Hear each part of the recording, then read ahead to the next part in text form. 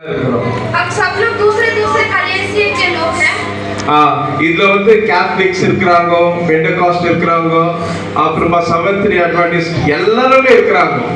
हम में कैथलिक्स है, पेंटेकोस्ट है, दूसरे दूसरे सब लोग हैं. வேற சபையை சார்ந்து இருந்தாலும் दूसरे कलेसिया से आए हैं. நாங்க எல்லாரும் ஒண்ணா சேர்ந்து ஊழியம் செய்றோம்.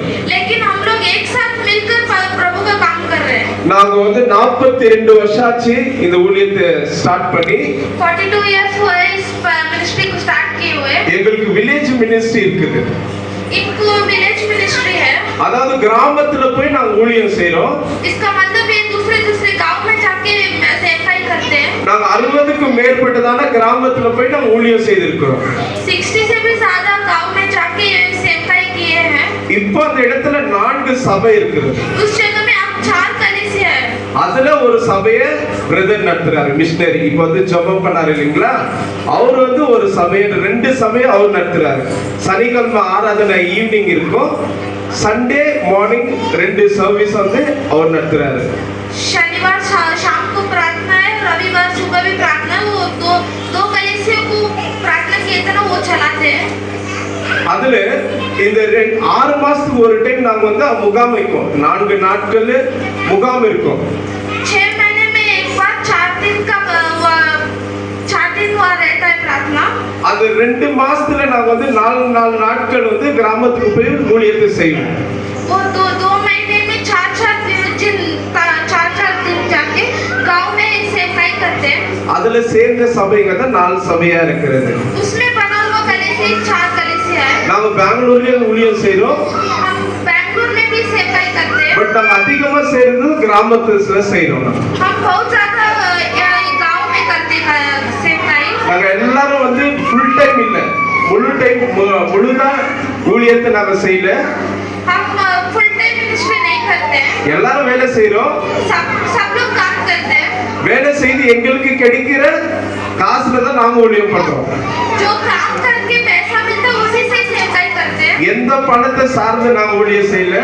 किसी भी पैसे के ऊपर भरोसे रख के सेवकाई नहीं करते. எந்த ஃபாரின்ல இருந்து நாங்க காசு வாங்கல. वो फॉरेन में से पैसा नहीं आता है. நாங்களே எங்களுடைய காசு நாங்களே போட்டு தான் நாங்க ஊழியம் செய்றோம். हम खुद का पैसा डाल के सेवकाई करते हैं. வருஷத்துல ஒரு முறை நாங்க சில்ட்ரன்ஸ் கேம்ப் நடத்துவோம். साल में एक बार बच्चों के लिए कैंप करते हैं. அது ஒரு கேம்ப் நடத்துறதுக்கு எனக்கு 3 லட்சம் ரூபாய் தேவை. எவ்வளவு? 3 lakhs வேணும் ஒரு கேம்ப் நடத்தும். बच्चों को कैंप करने के लिए 3 लाख रुपए की जरूरत है. அது மாதிரி 2 சில்ட்ரன்ஸ் கேம்ப், 3 சில்ட்ரன்ஸ் கேம்ப் இருக்குது. ऐसे 3 चिल्ड्रंस कैंप है. 2 இவாஞ்சலிக்கல் கேம்ப், அதாவது கிராமத்துல போய் ஊழியம் செய்து 2 செய்றோம். और 2 कैंप गांव में जाके करते हैं. இது லட்சக்கணக்கில் காசு செலவழிக்கிறோம். लाखों में पैसा जाता है. இது ஆண்டவர் எங்களுக்கு கொடுக்கிறது. ஹalleluya, ஹalleluya. அதுல தான் நாங்க எல்லாரும் சேர்ந்து ஒரு பகுதி, இதுல ஆயிரக்கணக்கான பேர் இருக்கிறாங்க. इसमें हजारों लोग हैं. நாங்க ஒரு சின்ன டீமா தான் வந்திருக்கிறோம். छोटे लोग ही आते हैं. No problem, no problem. இல்ல அவங்கள செப்பரேட் பண்ணிடணும். இல்ல என்ன பண்ணுங்க, வேற வேற உட்கார வச்சிருக்கோம், அப்ப செலக்ட் ஆகும். இல்ல இருக்கட்டும், இது செப்பரேட். சரி, இதுதான் எங்களுடைய ஊழியமா இருக்கிறது. ये हमारे सेवकाई है. இந்த சபையின் அழைத்த போதருக்குமா நாங்கள் நன்றி செலுத்துகிறோம். इस कलीसिया के पास्टर को भी हम धन्यवाद करते हैं. இந்த நாட்கள் முழுதும் உங்களோடு கூட தான் நாங்க இருக்க போறோம். ये दिन पूरा दिन आपके साथ ही रहने वाले हैं. நீங்க எங்களோடு சேர்ந்து இந்த ஊழியத்துல கலந்துக்கலாம். आप हमारे साथ मिलके भी ये सेवकाई कर सकते हैं. இந்த இடம் ஃபுல்லா நிறைஞ்சிருக்கணும் இன்னைக்கு.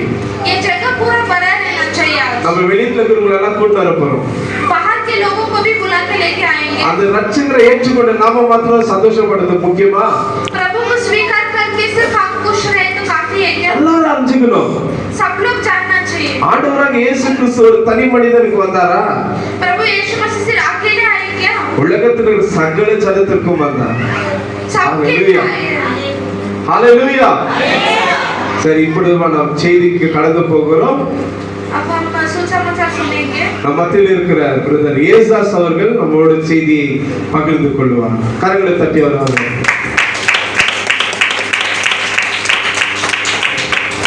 கர்த்தருடைய பரிசுத்த நாமத்துக்கு ஸ்தோத்திரம்.